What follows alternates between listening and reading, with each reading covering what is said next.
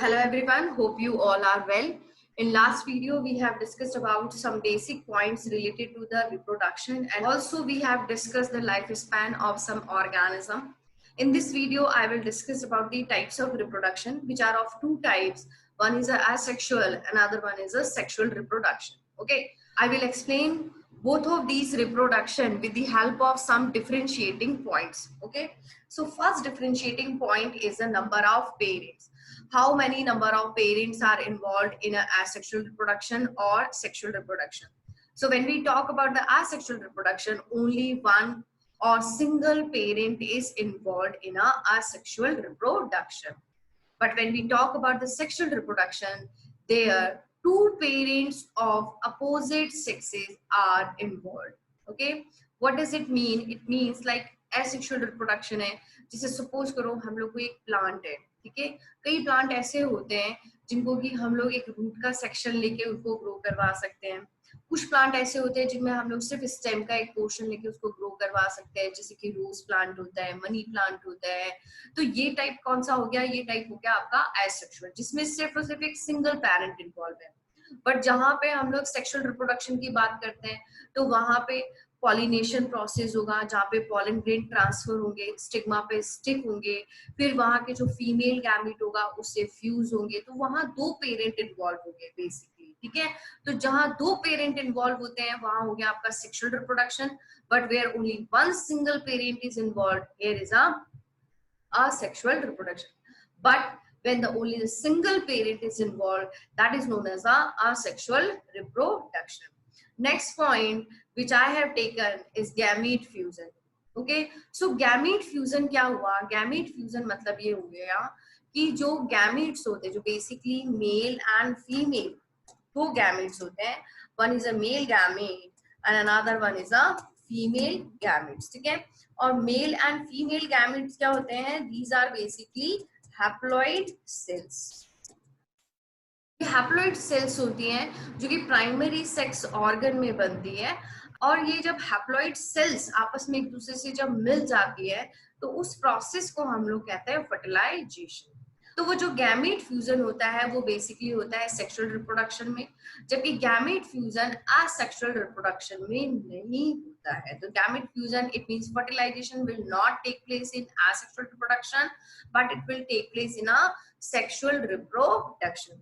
Okay, one point I would also like to mention here, like NCERT में एक sentence लिखा हुआ है in case of asexual reproduction, with और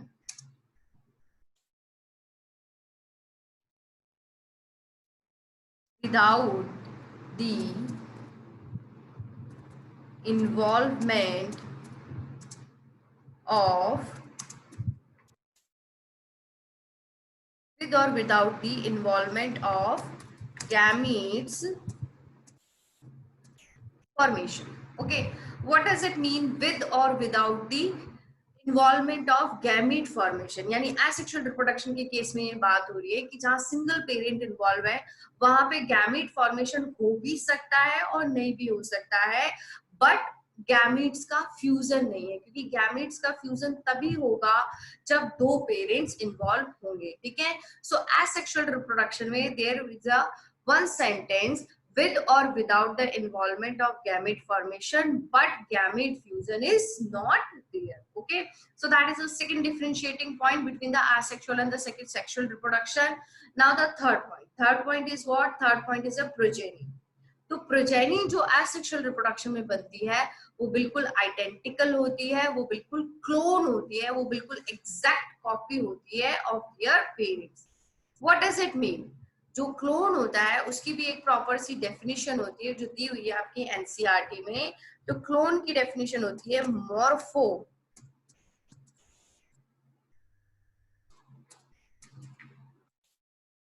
morphologically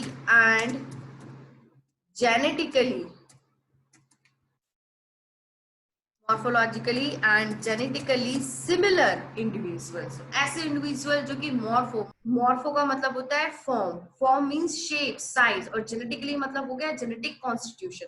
तो जो प्रोजेनी है वो आपस में भी एक दूसरे के क्लोन होगी, plus they would be clone to their parent.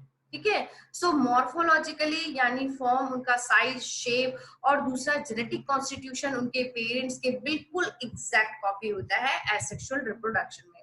But when we talk about the sexual reproduction, in that case, because two parents are involved, जब two parents involved है तो क्या होगा, यहाँ पे 50% जो करेक्टर आएंगे वो आएंगे फादर के, और 50% ही जो करेक्टर आएंगे वो आएंगे मदर के. तो जब दो पेरेंट आपस में इन्वॉल्व होंगे, 50-50% करेक्टरिस्टिक्स आएंगे, तो जो प्रोजेनी बनेगी वो कंप्लीट आइडेंटिकल नहीं बनेगी उनके पेरेंट्स, यानी वो एग्जैक्ट कॉपी नहीं है उसके पेरेंट्स की. हाँ, कुछ कुछ फीचर्स जैसे मिलते हैं, जैसे आपको देखकर कुछ कह सकते हैं कि हाँ आपके कुछ फीचर्स आपके मदर की तरह हैं, कुछ फीचर्स आपके फादर की तरह है, या आपकी हाइट आपके फादर पे गई है, या आपकी हाइट आपकी मदर पे गई है, कलर आपका मदर पे गया. तो इस तरह से फीचर्स मिलते हैं, मिलते जुलते होते हैं, बट बिल्कुल एग्जैक्ट कॉपी, बिल्कुल मिरर इमेज नहीं होते. ठीक है, दैट्स माय थर्ड पॉइंट.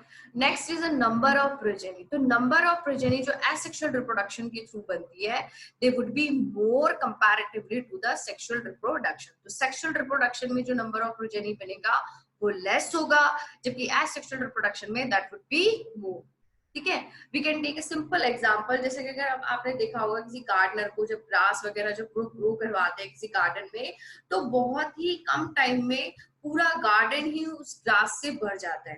ठीक है, so that is because of the asexual reproduction. Next point है टाइम ड्यूरेशन. टाइम ड्यूरेशन जो एसेक्सुअल रिप्रोडक्शन में लगता है वो कम लगता है, जबकि सेक्सुअल रिप्रोडक्शन में जो टाइम रिक्वायर होता है for the reproduction of the progeny that would be more. ठीक है, in human beings, if we take example of the human being, तो वहां पे जो प्रोजेनी को प्रोड्यूस होने में टाइम लगता है वो लगता है अराउंड 9 मंथ. पूरा डेवलपमेंट का जो टाइम होता है वो अराउंड होता है 9 मंथ. जबकि एसेक्सुअल रिप्रोडक्शन में, as I have given that example of grass, तो ग्रास जो होती है वो आप देखोगे गार्डन में, मतलब बहुत कम टाइम में ही पूरा गार्डन जो होता है वो पूरा ग्रास से भर जाता है. ठीक है, तो प्रोजेनी भी बहुत ज्यादा हो गई एसेक्सुअल के थ्रू, और दूसरा टाइम जो लगता है उन प्रोजेनी को फॉर्म होने में वो भी कम हो गया. तो these are the basically two advantage of the asexual reproduction. Okay, next differentiating point is a crossing over. Okay, this crossing over is basically take place in a meiotic division. Okay, meiotic division जो हम लोगों ने 11th class में पढ़ा है, वहां पे जो मियोसिस होता है उस मियोसिस को हम लोग दो स्टेजेस में डिवाइड करते हैं. One is a meiosis 1, another one is a meiosis 2. Meiosis 1 में जो फर्स्ट फेज होती है उसका नाम होता है प्रोफेज 1. ठीक है, अब इस प्रोफेज 1 में भी काफी सारी स्टेजेस होती है, leptotene, zygotene, pachytene, diplotene and diakinesis. ठीक है, ले जाओ प्यारी दीदी, इस तरह से आप इसको लर्न कर सकते हो. ले जाओ प्यारी दीदी, leptotene, zygotene, pachytene, diplotene and diakinesis. तो इसी स्टेज में ही क्या होता है, क्रॉसिंग ओवर होता है. दो क्रोमोसोम जो आपस में पास पास आ जाते हैं उनके बीच में जेनेटिक मटेरियल का एक्सचेंज होता है. ठीक है, तो ये जो क्रॉसिंग ओवर है ये बेसिकली सेक्सुअल रिप्रोडक्शन में होगा, ये एसेक्सुअल रिप्रोडक्शन में नहीं होगा. क्यों नहीं होगा, क्योंकि मियोसिस जो सेल डिवीजन का टाइप है, सेल डिवीजन के दो टाइप्स होते हैं, एक तो होता है माइटोसिस और एक होता है मियोसिस. तो माइटोसिस जो होता है वो बेसिकली गैमेट प्रोडक्शन में नहीं होता है. गैमेट अगर जो प्रोड्यूस हो रहे हैं तो वो मियोसिस के थ्रू ही प्रोड्यूस होते हैं. तो मियोसिस जो होता है वो सेक्सुअल रिप्रोडक्शन में होगा और मियोसिस एसेक्सुअल रिप्रोडक्शन में नहीं होगा. ठीक है, तो मियोसिस के टाइम पे क्या होगा, जो मियोसिस की जो ये फेजेस होती है, प्रोफेज 1 जिसमें कि ये फेज है leptotene, zygotene, pachytene, diplotene, diakinesis, उस दौरान यहाँ पे क्रॉसिंग ओवर होता है, यानी एक्सचेंज ऑफ जेनेटिक मटेरियल होता है. ठीक है, अब जब ये जेनेटिक मटेरियल एक्सचेंज हो गया तो what would be the result of this? Result of this is variations. Variations are what? Variations basically होते हैं differences among the individual. क्या होता है? These are the differences. Differences among the individuals. जैसे कोई एक फैमिली है, ठीक है, उस फैमिली के अंदर दो चिल्ड्रन है. अब उन चिल्ड्रन के अंदर ऐसा नहीं है कि दोनों की हाइट सेम होगी, तो हाइट का वेरिएशन हो सकता है, कलर का वेरिएशन हो सकता है, या किसी डिजीज से फाइट करने की जो वो कैपेबिलिटी होती है, that is known as immunity, वो भी अलग अलग हो सकती है। तो जैसे मैंने पहले बताया कि 50% कैरेक्टरिस्टिक्स मदर के आते हैं और 50% कैरेक्टरिस्टिक फादर के आते हैं सेक्सुअल रिप्रोडक्शन में, और यहाँ पे जेनेटिक मटेरियल भी एक्सचेंज हो रहा है, तो वेरिएशंस जो आएंगे वो बेसिकली सेक्सुअल रिप्रोडक्शन में आएंगे and they would B absent in a sexual reproduction. ठीक है, तो जो प्रोजेनी होगी that would be differ. Next point है सर्वाइवल कैपेसिटी। सर्वाइवल कैपेसिटी क्या मतलब हुआ? सर्वाइवल कैपेसिटी मतलब हो गया कि किसी भी इंडिविजुअल में, ओके, किसी भी इंडिविजुअल में जो बदलते हुए जो इन्वायरमेंट है उसको अडेप्ट करने की कितनी कैपेबिलिटी है, उसमें एडजस्ट होने की कितनी कैपेबिलिटी है, और वो एडजस्ट होके कितना रिप्रोड्यूस कर सकता है, कितनी प्रोजेनी बना सकता है, that is survival capacity. Okay, तो अगर किसी इंडिविजुअल में वेरिएशन इस तरह से आते हैं कि वो उस बदलते एनवायरनमेंट में सरवाइव करने के लिए हेल्पफुल होंगे, तो देन उसकी सर्वाइवल कैपेसिटी क्या होगी? बढ़ेगी। ठीक है, और variation as I have already talk, तो द वेरिएशंस किस में आ रहे हैं? सेक्सुअल रिप्रोडक्शन में आ रहे हैं। तो जितने ज्यादा किसी ऑर्गेनिज्म में यूजफुल वेरिएशंस आते हैं उतनी ही उसकी सर्वाइवल कैपेसिटी बढ़ती है, यानी वो उतनी ही प्रोजेनी रिप्रोड्यूस कर सकता है। ओके, जबकि एसेक्सुअल रिप्रोडक्शन में इस तरह के कोई भी वेरिएशंस नहीं आ रहे हैं, तो एसेक्सुअली रिप्रोड्यूस करने वाले ऑर्गेनिजम्स की सर्वाइवल कैपेसिटी क्या होगी? कम होगी। ओके, नेक्स्ट पॉइंट है इवोल्यूशन। इवोल्यूशन का मतलब क्या हुआ?